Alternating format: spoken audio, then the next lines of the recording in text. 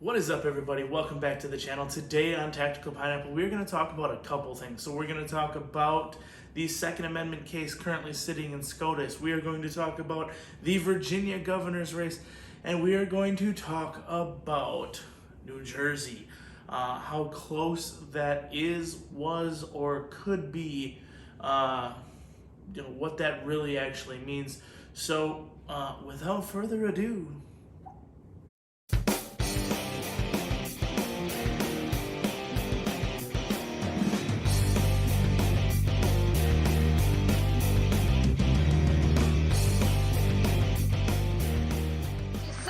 Happens in Virginia will in large part determine what happens in 2022, 2024, and on. So yeah, first and foremost, as Kamala already said, what happened in the Virginia election is probably going to be indicative of what could happen in 2022, 2024, and beyond. So Kamala, good calling it. I like what I saw. If you are unfamiliar, the Governor Northam was replaced essentially by a Republican governor. Now, I know some people have said that Northam was voted out. This is not the case. Virginia has a single term limit essentially, and you have to go back up for election. I'm not fully up to date on it, but essentially he wasn't voted out. He was going to be replaced anyways, but a Democrat did not win the election, which is huge in a state that has been trending blue for a couple years, and obviously as of the Northam election did go blue. So we'll see if the governor-elect and the lieutenant governor, who's obviously stealing the show, go about removing the policies that Northam put in place. I only can hope so. Maybe even push through some more Second Amendment sanctuaries in the area. That would be huge for Virginia, obviously. So good news out of Virginia. Also, I would say good news out of New Jersey. I know people are saying it wasn't a win.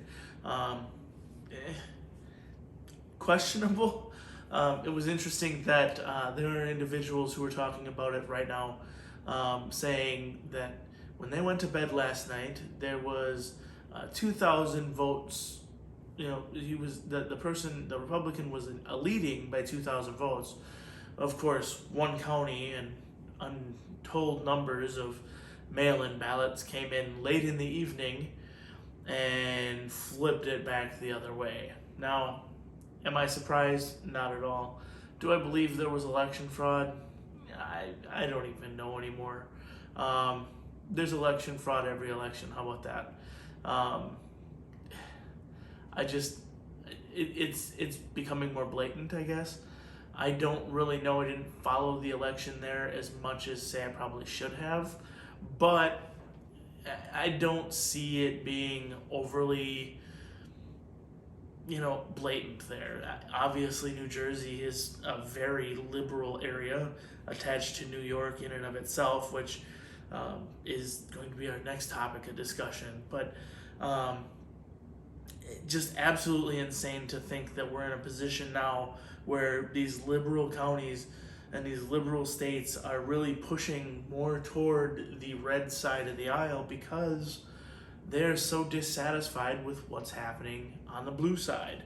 Now, I've said it before on this channel, the two-party system is completely broken, and we need to figure out a way to move past it, get more constitutionalists, more actual liberals into the election process and get them there. But it all has to start at the local level, and that's what these elections really kind of were the local level, kind of the climate it was the thermometer in the ass essentially of the political climate. So great news, I guess. It turns out that the Republican Party has a higher temperature than the Democratic Party right now. So good news, bad news, I don't know, whatever you want to call it. It's news. it's a move away from socialism in my eyes. So the other big thing, obviously, we wanted to talk about, as I said, is the New York case with SCOTUS. Huge news.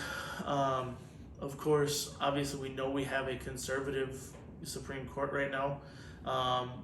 They are very adept in the Constitution, and hopefully they will uphold it.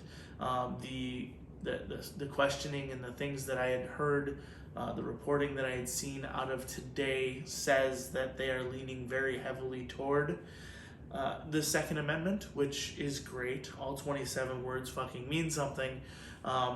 But the last three seem to be the most important to everybody. So, shall not be infringed. I guess it's the last four. And maybe I can't count today either. But regardless, so the whole Second Amendment means something. The whole Constitution means something. And thankfully, SCOTUS appears to be upholding it. I did like that Judge Alito actually just blatantly said, I don't understand it. I don't understand why law-abiding citizens in New York City cannot carry a pistol while on the train system, right? So he's not wrong.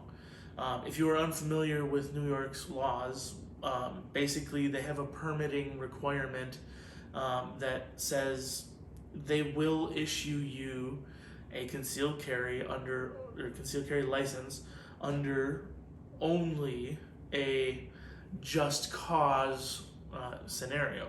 So what that just cause is, I couldn't tell you.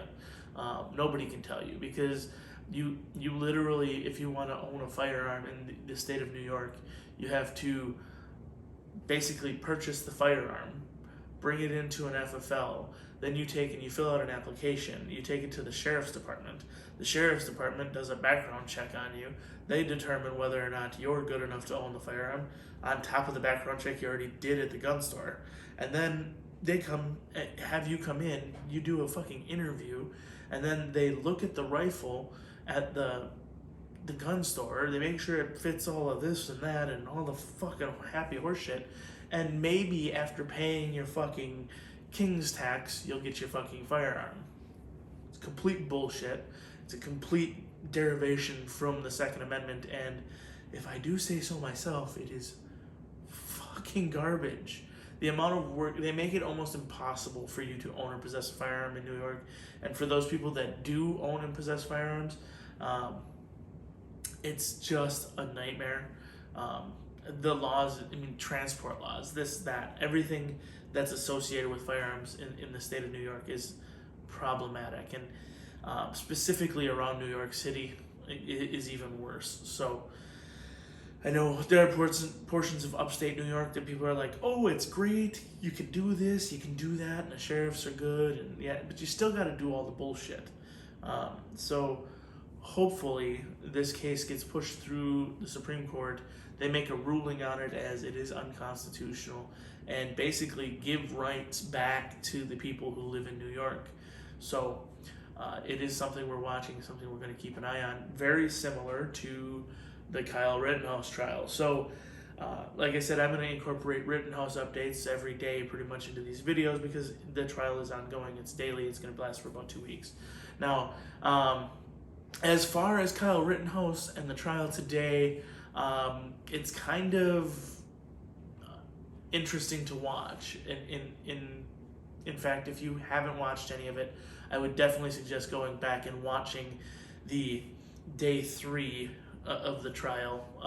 Obviously, day 1 was jury selection. There was not a lot of video, if any, available. Then there was day 2, opening statements, and then down day 3, which occurred yesterday.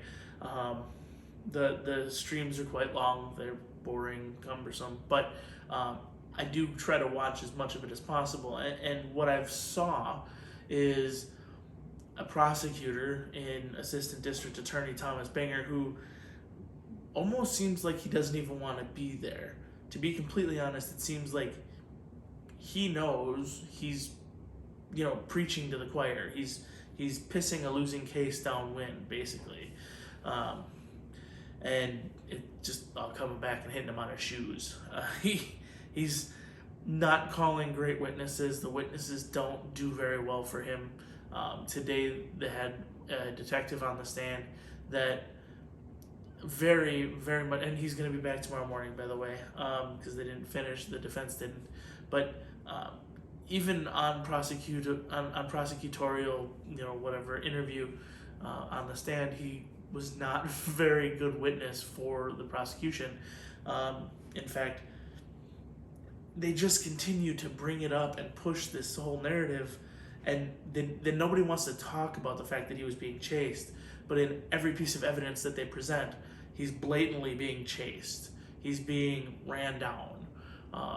The firearm that first went off wasn't his, and that caused a chain reaction that then led down the whole line. So there's been misstatements, miscues. The officer that's currently sitting on the stand, or will be back on in the morning, is literally making miscues and correcting the defense attorney and saying, oh no, it was this, but it wasn't. So there was a statement of, all of these shots with Joseph Rosenbaum occurred within 76 hundredths of a second. 4 shots. It did. 76 hundredths of a second, which is what the defense attorney said. And the police officer actually chimed in and said, no, it was tenths. No, 76 tenths of a second would be 7.6 seconds. That is relatively slow. What happened in less than a second. So 76 hundredths of a second seems right. I believe they were trying to dull it down. Maybe it was supposed to be 7.6 tenths of a second in their report. I don't know. Whatever. Either way, just comical the errors and things that are going on. And honestly, it's very unique trial. Like most trials seem very blah and just matter of fact, to the point, this and that. This is almost comical watching it. It's like something out of television, but not really entertaining. So it's very lighthearted. There's jokes. There's even the objections are kind of like, oh, come on, Your Honor, I kind of object to this. Maybe this is what the law system and judicial system has become, but I've never seen this. I've never seen a judge that's jovial doing a criminal prosecution like this. It's kind of ridiculous. It's literally just a fucking dog and pony show. I hope that's the case. I really do. I hope that at the end of this, everything has been presented and there's no way. I mean, what I've seen so far in the 3 days, obviously 2 days of evidence presentation, there's no way this goes anyway but self-defense. And that's great for the Second Amendment. It's great for what really happened that night. I know there's some people who are saying what, the charges are and he's gonna blah, blah, blah. When things come out into the very end, we will go in depth and talk about everything a little bit further, but it's just a general update for today. So other than just the fact that the prosecution isn't calling good witnesses, they aren't doing great cross-examination, and the defense is fucking nailing it. I mean, just knocking it out of the park,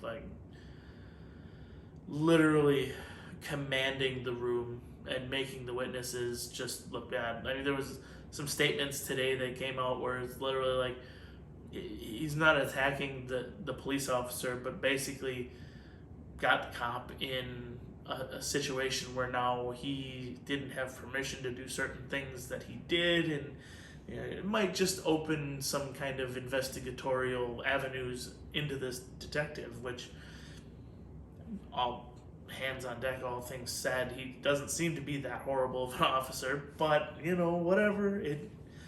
Misconduct is misconduct, and dude basically admitted to it on the stand. So we'll see where that goes, but not even a part of the trial, just kind of general whatever. But That's pretty much all I got for you today. So if you've made it to this point in the video, obviously, you're a fucking rock star. So hit the like, comment, subscribe down below.